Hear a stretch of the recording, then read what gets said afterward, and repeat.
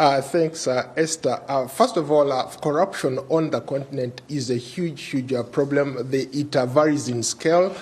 It normally includes maybe embezzlement of funds, public nepotism. But what a lot of people are talking about here is they're talking about how do we combat this corruption? What is it that we can do to fight corruption that is wide? And in some cases, it's unstoppable because people have figured out a way to circumvent the laws put in place by the very countries, and they're still very corrupt. What are they saying about education? Can it make a difference in fighting this corruption in Africa?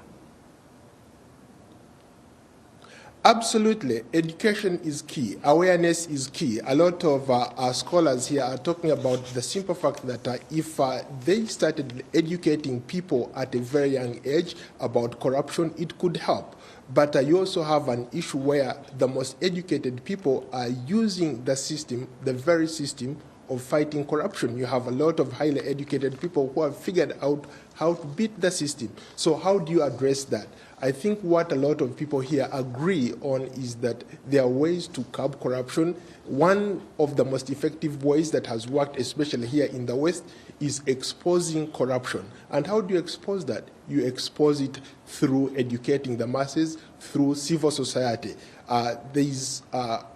Take, for example, here in the United States, the civil society is very much a part of fighting corruption. When it comes to Africa, a lot of countries don't have that. They have very weak institutions, they have very weak civil society, so it's very hard to fight corruption. But the one thing that a lot of people agree on is education is key in fighting corruption. You mentioned education, you mentioned the civil society, but how can the African diaspora help in pushing this role to make sure that the continent is free of corruption? Great question, Esther. The African diaspora can play a significant role in educating masses back home. You have a lot of people who have come to school here or who are Western educated and who look at corruption differently from the ones that remain there. And the one contribution that they could make to their countries or where they come from is the simple fact that they could help educate the masses in terms of fighting corruption. What is corruption? What causes corruption? Who are the key players? And if they can expose that to the ordinary people, because at the end of the day, the people who suffer as a result of corruption, it's the ordinary people and not the elite. The elite tend to take advantage of the system, but the masses suffer because most of the funds are embezzled by these so-called elite.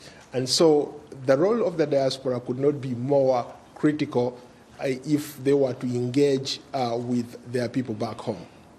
Oh, just curious if the African ambassadors are in attendance here because they play a key role in connecting between the U.S. or other countries they are representing to their own countries in Africa. Yes, I've seen a couple representatives here who are also trying to learn ways, interact with other people, exchange ideas on how their own countries are combating corruption. You have countries, almost every other country has an anti-corruption desk or an anti-corruption institution that is there to fight corruption. But are they using these institutions really to do the job they're supposed to do? In most cases, some countries have tried.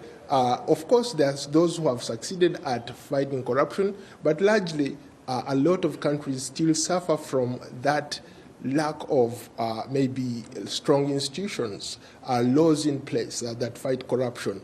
And the consequences, once you are indicted of corruption, what happens to you? So a lot of countries are working around that, and that's still a challenge, but hopefully, I